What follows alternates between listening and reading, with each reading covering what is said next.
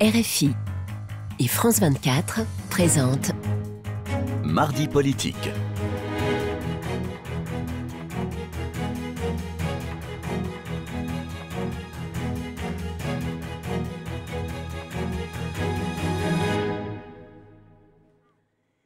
C'est l'heure de Mardi politique sur France 24 et RFI. Bonsoir Frédéric Rivière. Bonsoir Roselyne, bonsoir à tous. Ravi de vous retrouver, bien sûr, et nos téléspectateurs, bien sûr. Et ensemble, nous recevons Philippe Martinez. Bonsoir. Bonsoir. Vous êtes secrétaire général de la CGT. Donc avec moi ce soir, j'ai deux moustachus, le nouveau moustachu Frédéric Rivière. Voilà, donc depuis hier, près de 2 millions de Français doivent présenter un pass sanitaire complet pour venir travailler. Ça concerne donc les salariés qui sont en contact avec, bien sûr, le public. Vous êtes contre et pourtant vous êtes pour la vaccination. Donc est-ce que dans le fond, il n'y a pas une contradiction et qu'est-ce qui vous dérange? Non, pas du tout. Il n'y a aucune contradiction. On peut défendre le fait d'aller se faire vacciner parce que, faute de me prouver le contraire, c'est la seule et le meilleur moyen de se protéger contre le virus. Mais en même temps, ça ne peut pas être un sujet de discorde entre les salariés. On commence à avoir beaucoup de problèmes et un motif de discrimination. Vous parlez... Pourquoi de discorde? Expliquez-nous. Il y a déjà... parce qu'on a monté ça en épingle, je pense que le gouvernement a beaucoup de responsabilités. Il y a déjà des débats parfois houleux entre ceux qui sont vaccinés et ceux qui ne le sont pas. Certains culpabilisent d'autres. C'est parfois entretenu, y compris par les directions d'entreprise et le gouvernement. Et puis, c'est un motif de discrimination. Parce que vous parlez des salariés qui vont être en contact avec le public, même s'il y a une liste... il y a encore des flous dans la notion de contact avec le public. Et puis, il y a des employeurs qui font fi de cette notion de contact avec le public et qui veulent obliger à se faire vacciner. Sinon, c'est... Mais pour que les choses soient claires aujourd'hui, le droit du travail n'autorise pas une entreprise ni à demander une preuve de vaccination, ni à exiger la vaccination pour les publics qui n'ont pas été désignés comme concernés par cette mesure. Oui, non, vous avez raison. Donc il y en a qui outrepassent, qui utilisent des moyens de la pression en quelque sorte. Deux choses, vous avez bien compris. La notion de contact avec le public est un peu floue. Les policiers, par exemple, peuvent être en contact avec le public, parfois même très rapprochés. Oui, mais ils n'ont pas... Et ils ne sont pas soumis à l'obligation vaccinale. Contrairement aux gendarmes. Oui. Voilà, donc déjà. Et puis, par exemple, il y a des entreprises donneuses d'ordre, comme on dit, qui vont... je pense à des salariés qui travaillent dans la télécommunication, pour ne pas citer de marque, qui peut être en contact avec le public pour ce dépannage, etc. Sauf que le travail est sous-traité pratiquement à 80%. Qu'est-ce qu'on fait pour ces salariés des entreprises sous-traitantes qui ont des difficultés pour faire vacciner, pour diverses raisons, et puis... qui n'ont pas peut-être les mêmes consignes que pour ceux qui travaillent chez le donneur d'ordre. Vous voyez, il y a beaucoup de flou. Donc, ce qu'on a dit dès le début, et on l'a dit dès le 12 juillet d'ailleurs, et on l'a dit au gouvernement depuis bien longtemps, il faut évidemment favoriser la vaccination, parce qu'il y a encore, et on n'en parle pas souvent d'ailleurs, encore beaucoup de gens qui aimeraient bien se faire vacciner et qui n'y arrivent pas. Donc cela, qu'est-ce qu'on met en œuvre? Il y a eu des choses de faites très tardivement. Nous, on avait dit plutôt que c'est bien d'ouvrir le Stade de France, mais... essayer de réfléchir, on l'a dit il y a 4 mois, pour aller vers les gens, pour qu'ils se fassent vacciner. Ça commence à se faire, non? Oui, ça fait 4 mois qu'on l'a demandé. 4 mois qu'on l'a demandé. Il y a ce fameux rapport donneur d'ordre sous-traitant. Il y a des employeurs qui disent ils ne sont pas de chez nous, alors qu'ils viennent tous les jours travailler. Oui. On ne les vaccine pas. Il y a évidemment des populations isolées, âgées, vers lesquelles il faut aller. Donc il y a cela. Et puis après, il faut expliquer. Parce que l'information, malheureusement, vient souvent trop des réseaux sociaux avec toutes les bêtises qu'on peut y lire. Et il y a besoin de travailler des arguments. Voilà. Donc, il n'y a pas de contradiction dans ce qu'on dit. Est-ce que risquent les salariés qui refusent de montrer leur passe ou ceux qui ne sont pas vaccinés? Que va-t-il se passer pour eux? Il faut demander aux employeurs. Non, mais j'imagine il y a des remontées chez vous. C'est les premières remontées, parce que la mesure vient d'arriver, on rentre de congé, mais il y a ça déjà... fait 2 jours seulement. Il y a déjà des salariés qui viennent nous voir. Premièrement, déjà, est-ce que, faute de médecine du travail, est-ce qu'un employeur a le droit de savoir vos problèmes de santé? Non. Donc il y a des réticences et ça peut donner lieu à licenciement. Alors le gouvernement, permettez-moi l'expression, a ramé un peu en disant « mais non, ils pourront prendre leur congé, on verra, machin ». Mais il y a déjà des situations où on dit soit tu te fais vacciner, soit tu es dehors. Voilà, je pense notamment aux CDD, il y en a beaucoup, aux intérimaires, il y en a beaucoup. Est-ce qu'ils vont être interdits de travailler? Donc il faut expliquer, convaincre. Mais il y a aussi le cas des personnels soignants. Oui.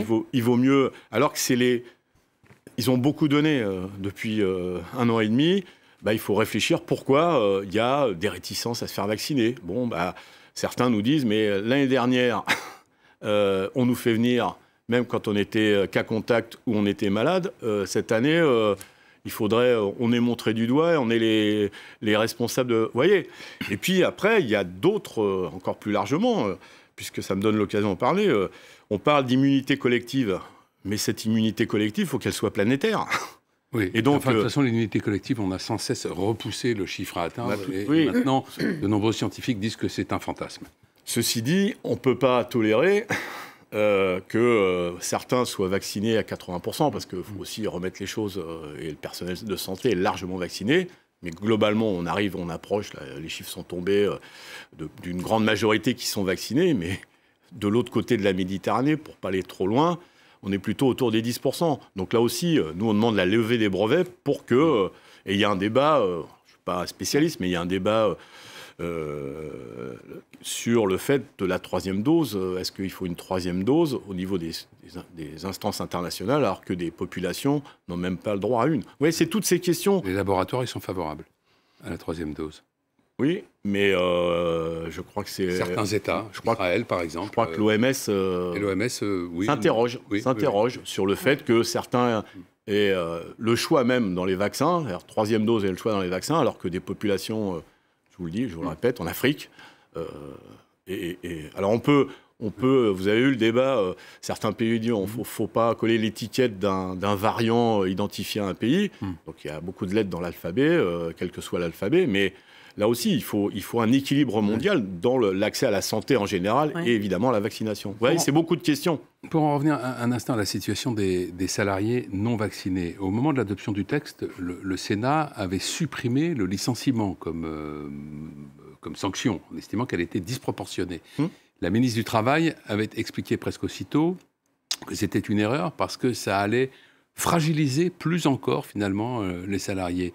Il y a un flou sur cette question. Pour vous, est-ce qu'effectivement le Sénat, peut-être croyant bien faire, a commis une erreur, ou est-ce que c'est Elisabeth Borne qui, aujourd'hui, ne dit pas ce qui est juste? Je vous l'ai dit, il y a eu un vrai débat à ce moment-là. Donc le gouvernement a essayé d'ajuster. Donc vous l'avez entendu, on a parlé... il y aura des congés sans solde, voire des... prise de congé, etc. Mais la finalité, c'est le licenciement. Y compris quand vous êtes en congé sans solde, vous ne touchez à rien. Et donc, il y a des problèmes. Donc, c'est flou. C'est flou. Mais je vous le dis, on commence à avoir des retours. Alors, nous aussi, on regarde quel recours on pourra avoir. Mais des salariés qui sont sous pression, on leur dit soit vous êtes vaccinés, soit vous êtes dehors. Alors, tous les samedis, les antivax défilent dans les rues. Est-ce que vous n'avez pas le sentiment que des collectifs de citoyens, que ce soit les Gilets jaunes ou les antivaccins, remplacent la contestation syndicale? Non, pas du tout. Premièrement, parce que alors il n'y a pas que des antivax, aussi c'est des cortèges un peu hétéroclites. Oui, il y a des antipas. D'ailleurs, on participe dans certains départements à des manifestations, à condition que les mots d'ordre soient clairs et que certains qui veulent récupérer le mouvement soient fréquentables. Alors, vous le savez. Globalement, je mets aussi les Gilets jaunes dedans. Il y a quelques mois, quelques. Oui, il y a. Je pense que c'est pas tout à fait la même chose. C'est pas tout à fait la même chose. Donc, évidemment, on participe dans certains départements à des manifestations, à condition que les mots d'ordre soient clairs et qu'il y ait des gens fréquentables, parce que certains essayent de récupérer et de faire passer d'autres messages. Et on a vu des panneaux et des pancartes qui sont inadmissibles dans des manifestations que nous fréquentons, en tout cas. D'antisémitisme, on va être clair. Raciste, antisémitisme. Voilà, oui. Mais Ma question, c'était plutôt, on va dire, est-ce que vous n'êtes pas on ne vous met pas dans le même panier, dans le fond, que l'élite politique, et que les syndicats ne sont plus mis, on va dire, en tête des résolutions, on va dire? Enfin, je ne pense pas. Certains essayent de nous marginaliser, gouvernement compris. Hein. M. Macron a eu l'occasion de dire à plusieurs reprises qu'on ne servait à rien. Vous savez, les fameux corps intermédiaires, bon, ils savent venir nous chercher quand il y a des choses à faire passer. Ça, c'est la petite parenthèse. Il y a des rassemblements dans plein d'entreprises, et pas que le samedi, dans les hôpitaux, où la CGT est bien présente, d'autres certainement aussi, sur ces questions, mais pas que les questions, parce que derrière, si je peux me permettre, derrière cette colère autour du vaccin, les interrogations, il y a d'autres colères. Oui. Dans les hôpitaux, les problèmes d'effectifs, ils sont toujours aussi présents, et on continue à fermer des lits et des services.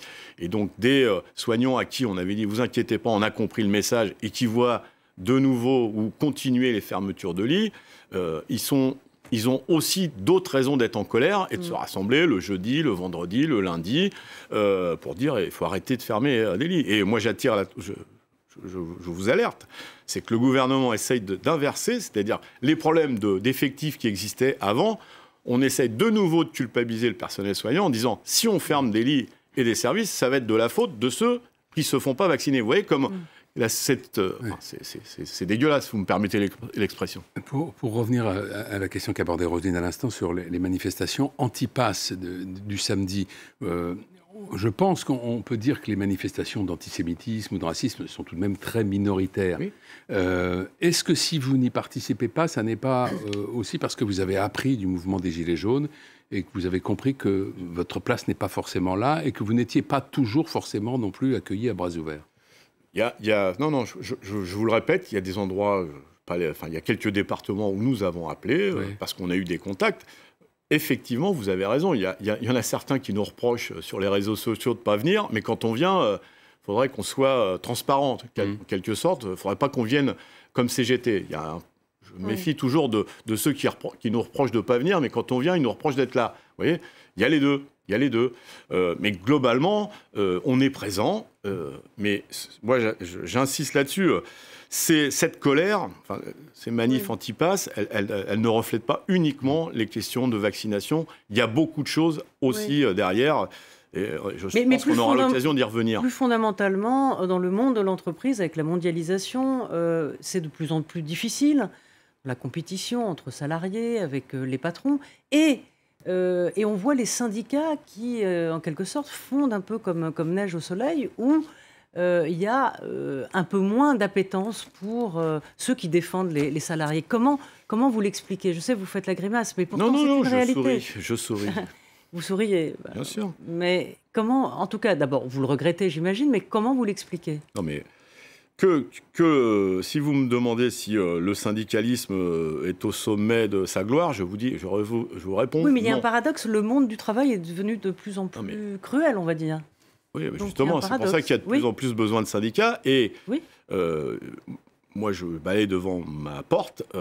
Il faut que les syndicats acceptent, non pas ces changements du monde du travail, parce qu'on voit les dégâts que ça fait, mais acceptent de continuer à soutenir et à aider ceux qui subissent ce monde cruel dont vous parlez. Et c'est ce qu'on essaie de faire. Alors, pas assez vite. Vous voyez, on a créé des syndicats de livreurs à vélo. Quand la CGT s'est créée, il devait y avoir des livreurs à vélo, mais ils étaient salariés d'une entreprise, etc. Tout ce qui concerne l'ubérisation, on s'y met. Pas assez vite.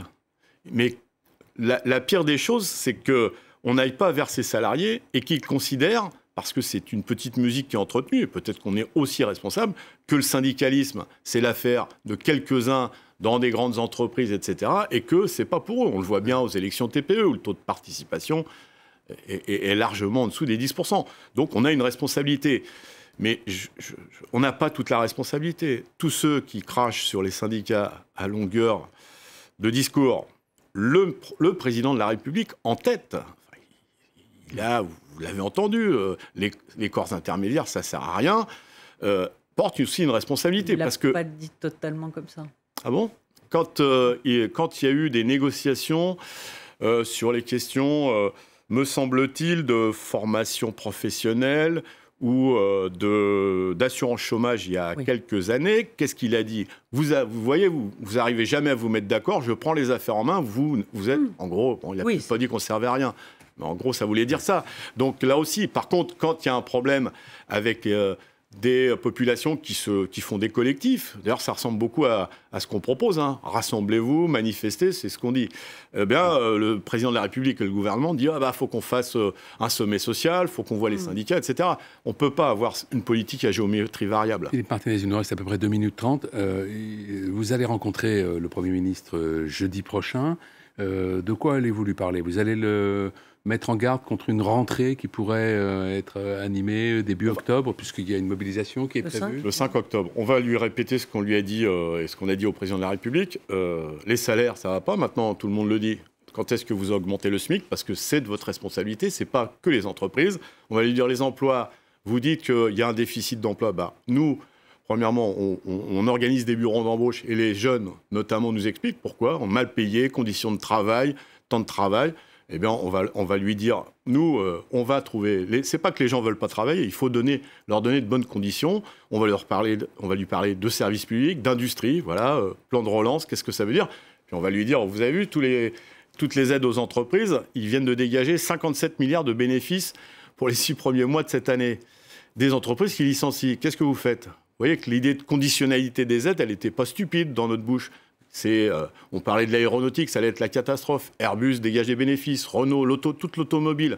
On va lui dire tout ça. Donc il faut redonner du sens au travail et parler social. Le gouvernement a été trop généreux pendant cette crise avec les entreprises, avec les grandes entreprises peut-être ? C'est pas une question de générosité, c'est qu'on a donné de l'argent sans conditionner son utilisation. C'est-à-dire qu'aujourd'hui, les entreprises dégagent des bénéfices, les grosses, et avec les conséquences sur les PME, TPE, dégagent beaucoup d'argent et continuent à licencier. Ça, c'est pas normal. La CGT a demandé à ce que la France accueille les syndicalistes afghans qui étaient en danger de mort. Est-ce que vous avez été écouté ? On a demandé que les syndicalistes soient accueillis, mais pas que les syndicalistes, l'ensemble des réfugiés. C'était ma deuxième question, donc c'est bien, vous répondez... Il n'y aura pas de temps pour la deuxième. J'ai anticipé, non, mais c'est bien. Parce que c'est des gens qu'on a fréquentés. Moi, j'ai reçu mes collègues afghans il y a très peu de temps. Le ministre m'a répondu, sauf que la situation se dégradant et la présence française et internationale étant partie, ils ne sont toujours pas rapatriés et donc ils sont en danger de mort et donc il faut trouver des solutions. Merci Philippe Martinez. C'est la fin de l'émission. Oui, merci beaucoup. Et merci à Charlotte Turien-Tomaca et à Camille Néran d'avoir préparé cette émission. À la semaine prochaine, Frédéric. Bonsoir. Bonsoir.